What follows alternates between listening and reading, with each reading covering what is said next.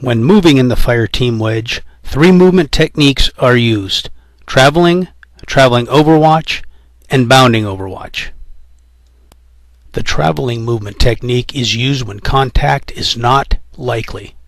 The distances between personnel stays the same, but the distances between elements is approximately 20 meters. This is measured between the last man in the lead fire team, which is the grenadier, to the first man in a headquarters element, which is the squad leader. The distance between the last man in the headquarters element, which is the assistant gunner, to the first man of the trail fire team, which is the trail fire team leader, is approximately 20 meters.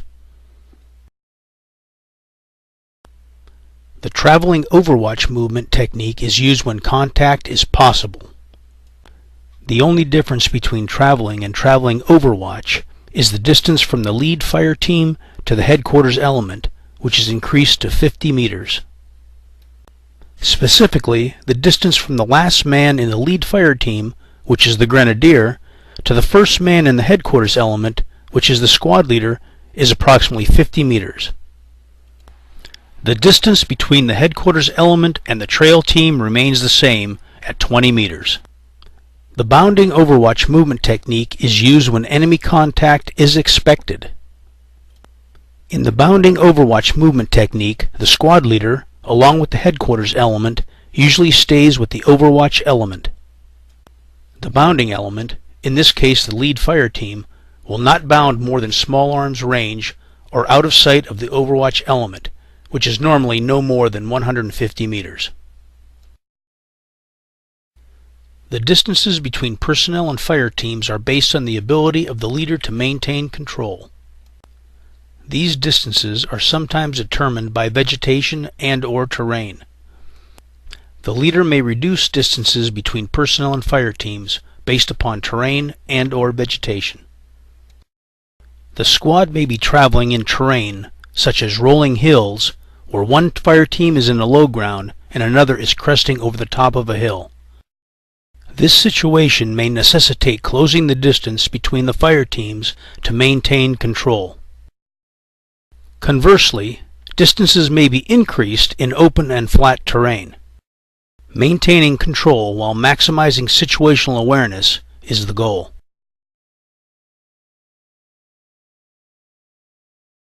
Distances between personnel and fire teams may be reduced during periods of limited visibility such as rain, snow, fog, and smoke, and during the hours of darkness.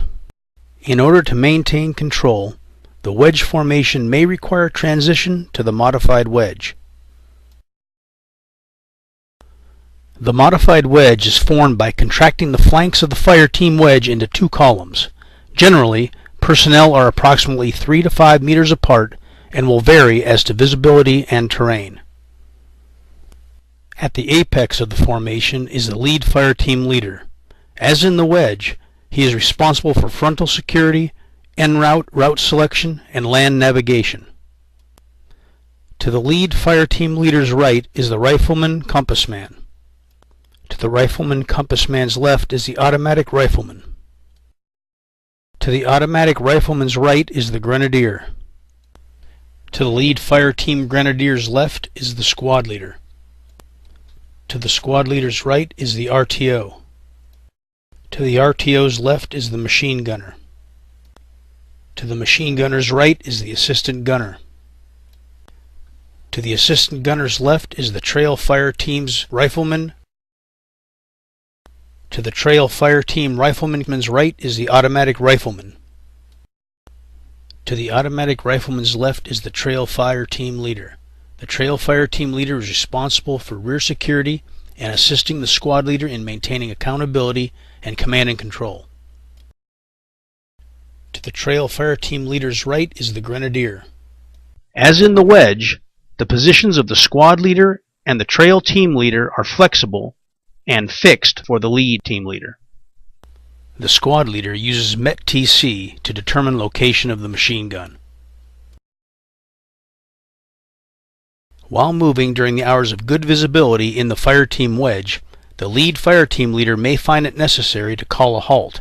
If so, he will give the hand and arm signal to halt his fire team.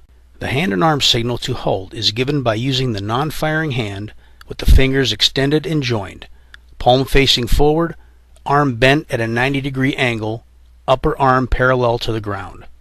The lead fire team leader moves to the next available position that provides cover and concealment if available, and assumes a good short halt posture. A short halt posture is taking a knee behind cover and concealment with your rucksack on your back, your weapon at the ready, pulling security in your assigned sector of fire. The lead fire team leader ensures that the rest of his fire team does the same. When halted, the lead fire team is responsible for security from the 9 o'clock through the 12 o'clock to the 3 o'clock position.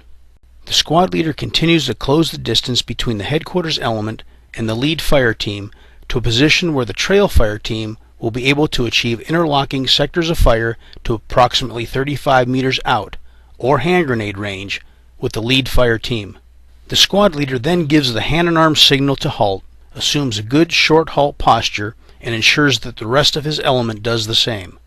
The trail fire team leader continues moving his team forward until he has achieved interlocking sectors of fire with the lead fire team. The trail fire team leader then issues the hand and arm signal to halt, assumes a good short halt posture, and ensures that the rest of his fire team does the same. The trail fire team is responsible for security from the 3 o'clock through the 6 o'clock to the 9 o'clock. The trail fire team leader ensures that his grenadier is pulling rear security from the 4 o'clock to the 8 o'clock. The squad leader must decide where to place the machine gun team based on MET-TC analysis, the enemy's most likely avenue of approach, and the enemy's most probable course of action. In this instance, since the lead fire team leader called the halt, the squad leader will most likely leave the machine gun team at the 9 o'clock until he determines why the lead fire team leader called the halt. Again, since the lead fire team leader called the halt, the squad leader will move up to the lead team leader's location to find out why he has called the halt. En route, the squad leader spot checks the lead fire team to ensure that they are in the proper short halt posture. Simultaneously, the trail fire team leader moves forward to the squad leader's last known location, spot checking the headquarters personnel as he moves forward. Once at the squad leader's last known location, he will wait for further guidance on a knee inside the perimeter. If the squad leader desired to move out at this time, he would give the team leaders tasks, conditions, and standards to get their men prepared to move. If the squad leader wants to call a halt, he sends a signal to halt either by hand and arm signal or by radio to the lead fire team leader. Once the lead fire team leader receives the command to halt, he finds a suitable location as previously described. The squad leader can use a hand and arm signal or the radio to initiate stop, look, listen, and smell, or SILS. Stop. All movement ceases. Look. All squad members look for signs of the enemy, such as trash, old fighting positions, expended brass, or the enemy themselves. Listen. Listen for signs of the enemy, such as engines running,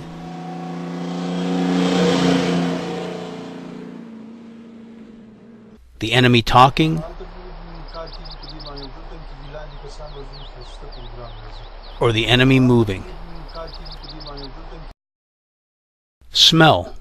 Smell for signs of the enemy, such as food, smoke from fires, or POL products. SILS will last for 3 to 5 minutes, or for as long as the squad leader deems necessary. Because the squad leader called the halt, the team leaders move to his location to receive instructions. The lead fire team leader will have the rifleman compass man assume the frontal security from the 10 o'clock to the 2 o'clock. He will also spot check his fire team to ensure that they are in a good short halt posture as he works his way to the squad leader's location. At the same time, the trail fire team leader will ensure that the last man in his team is pulling rear security from the 4 o'clock to the 8 o'clock. He will also spot check his team to ensure that they are in a good short halt posture. While en route to the squad leader's location, he will also check the headquarters element to ensure that they are in a good short halt posture.